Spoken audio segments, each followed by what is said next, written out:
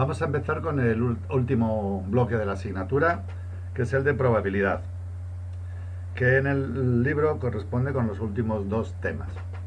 El primero se llama azar y probabilidad, y es el que vamos a empezar ahora a trabajar un poquito con esta grabación. Antes de empezar, pues hay que dar una serie de definiciones previas.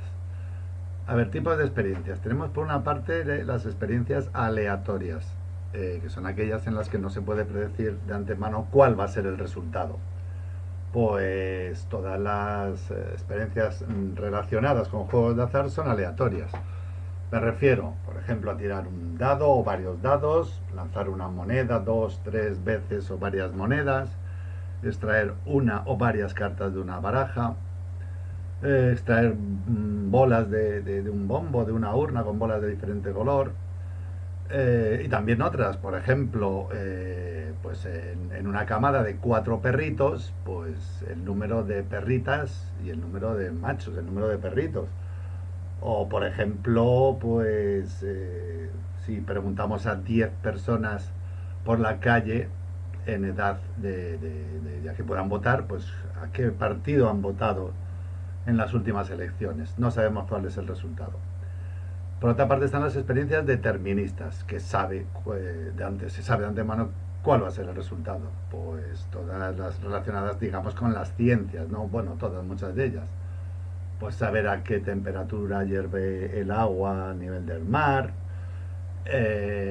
medir la velocidad con la que llega un objeto que hemos dejado caer desde una determinada altura o el tiempo que tarda en llegar. Estas son deterministas. Nosotros en probabilidad pues lo que vamos a trabajar son con experiencias aleatorias. Más definiciones. Vamos a ver. Suceso elemental. Cada resultado de la experiencia aleatoria. Espacio muestral, que siempre se designa con la letra mayúscula E. Es el conjunto de todos los posibles resultados. Suceso, cualquier subconjunto del espacio muestral. Ahora lo veremos en un ejemplo. Bueno, suceso seguro coincide con el espacio muestral, es el que siempre se cumple. A ver, los sucesos se enuncian en lenguaje natural. Entonces, por ejemplo, el suceso seguro, lanzamos un dado con las caras numeradas del 1 al 6. Pues el suceso, la puntuación no es negativa, pues siempre se cumple, es un suceso seguro.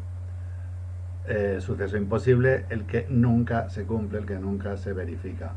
Pues en el ejemplo este que habíamos dicho de lanzar un dado con las caras numeradas del 1 al 6, pues que la puntuación sea decimal, pues nunca se va a cumplir, ¿verdad? Es un suceso imposible.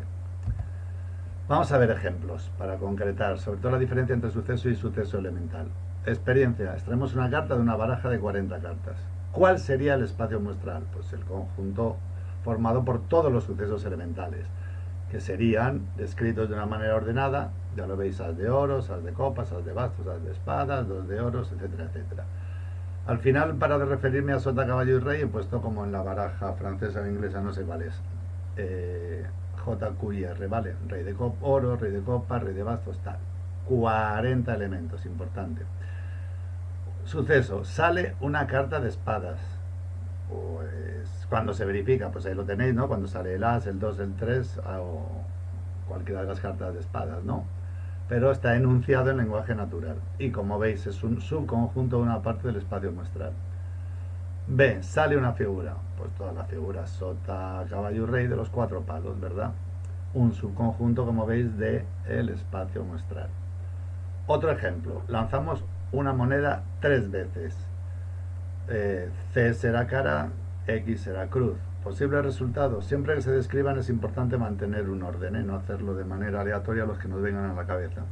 Entonces, pues o bien 3 caras, o bien 2 caras y una cruz. La cruz podría ser el tercer, el segundo o el primer lanzamiento, y de igual manera 2 cruces y una cara o 3 cruces. Un suceso, salen más caras que cruces, pues será cuando salgan 3 o 2 caras, ahí lo tenéis. O, por ejemplo, salen 2 cruces, pues esos son los sucesos elementales que lo componen. Eso va a ser muy importante el saber contarlos para calcular la probabilidad. Operaciones y tipos de sucesos. Pues, a ver, unión de sucesos. Se representa, como veis, con esa especie de U mayúscula, no es una U, es el símbolo de unión, y es el que se cumple cuando se verifica o bien A, o bien B, o bien los dos simultáneamente. Importante asociar el O con la unión. Siguiente operación, intersección de sucesos. ¿Veis el simbolito, no? Este simbolito de la intersección, como una U invertida. Pues es el que se verifica cuando se cumplen A y B a la vez. Sucesos incompatibles. Bueno, son aquellos que no se pueden verificar a la vez, simultáneamente. Por tanto, su intersección es el vacío. Respecto al anterior, que no se me olvide, igual que tenemos que identificar la O del lenguaje natural con la unión, pues es muy importante identificar o asociar la I del lenguaje natural con la intersección. Suceso contrario de A, pues el que se cumple siempre que no se cumple A. Obviamente siempre se cumple o bien A o su contrario. Por eso este es el suceso seguro. El suceso contrario yo lo suelo representar así, con una barrita encima. Pero no es extraño que se ponga A', ¿vale? No es derivada, lógicamente. Bueno, diferencia de sucesos. A menos B. Y es el suceso que se cumple cuando se verifica A y no se cumple B. Podríamos ver que A menos B es lo mismo que A y la intersección del contrario de B, o esto va a ser importante para probabilidad. Y estas últimas leyes son muy importantes para ejercicios de propiedades de la probabilidad, que relacionan la unión y la intersección con los contrarios. Fijaos que, entre comillas, esto va al revés.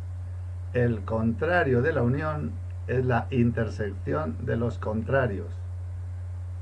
Y de manera parecida, el contrario de la intersección es la unión de los contrarios, ¿vale?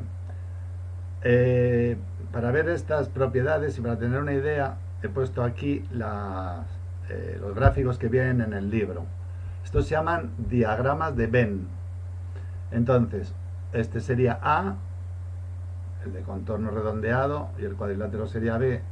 Pues A o unión B, pues cuando se cumple A, o bien B, o esto que es la parte común es la intersección.